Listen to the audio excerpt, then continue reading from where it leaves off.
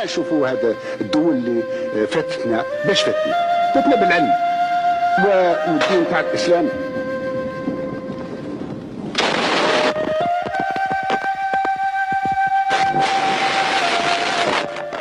Il y a 27 ans, l'Algérie perdait l'un des hommes les plus intègres, l'un des piliers de la révolution et un homme de principe. Mohamed Boudiaf fut un bateau de sauvetage venu secourir un peuple qui se noyait. Abattu à Annaba alors qu'il prononçait son dernier discours, Mohamed Boudiaf n'a même pas eu le temps de finir. Les lâches commanditaires de ce crime ne l'ont pas laissé mener à terme sa dernière mission, qui consistait en l'élimination de la mafia, ainsi que la neutralisation des intégristes et la démocratisation du système. En gros, Mohamed Boudiaf voulait sauvegarder l'Algérie. Son sacrifice pour ce pays est légendaire, que ce soit avant ou après l'indépendance.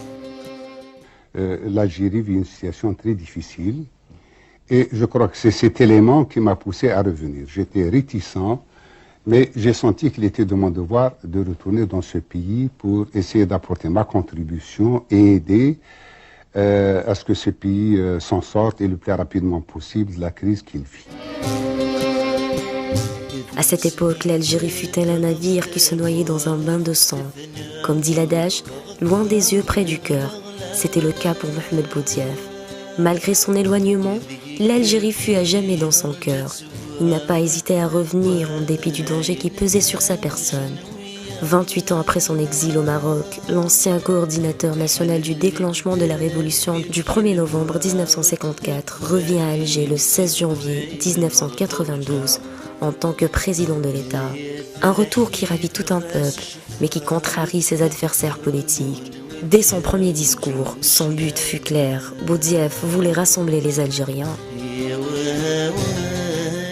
Ce que je puis dire, c'est qu'il y a un changement en Algérie. Il y a un changement que je voudrais passer aux jeunes. Et mon but, c'est de faire que cette jeunesse algérienne, qui est la majorité, qui représente les moins de 30 ans, représente 70%, soit un élément actif dans la vie politique d'Algérie. Toutes ces jeunesses qu'on a mis de côté, ces jeunesses qui a été marginalisées, et mon but, c'est de faire que cette jeunesse puisse s'organiser autour de ces difficultés et être un élément de dialogue et un contre-pouvoir. 27 ans après, les Algériens poursuivent leur combat contre les corrupteurs. Ils ont repris le flambeau de leurs ancêtres qui ont donné leur vie pour une Algérie libre et démocrate, une Algérie meilleure. 27 ans après cet horrible acte, les Algériens n'oublient pas le défunt Mohamed Boudiaf, de son nom de guerre Taïb El Ouattani. Ces cadres ont été mis sur la touche, ils ont été marginalisés. Il faut les trouver, il faut leur donner confiance. Il faut essayer de travailler avec eux. J'ai fait des réunions avec les jeunes, avec les femmes, avec les syndicats, avec les entreprises privées.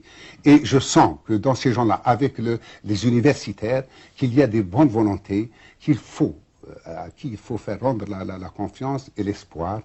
Et dans cette Algérie, il y a tous les éléments pour s'en sortir, pour se sortir de cette situation, du point de vue matériel comme du point de vue humain. Mais ça, c'est vrai. C'est dramatique ce que vit la jeunesse algérienne, parce que depuis l'indépendance jusqu'à nos jours, jusqu'en 80, jusqu'à cette époque, cette jeunesse, dans sa grande majorité, il a été mise de côté, il a été exclu. Je comprends sa révolte.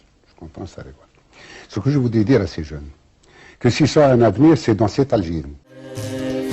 De Haban à Boudiaf, combien de crimes orchestrés? Crimes, Khidr et autres.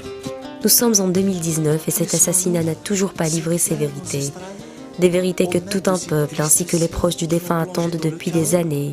27 ans après ce lâche crime, la mort de Boudiaf demeure le secret le mieux gardé en Algérie.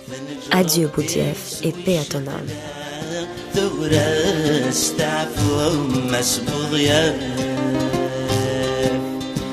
يتنجر الديس ويشتغل ثورة استعفوا مسؤولية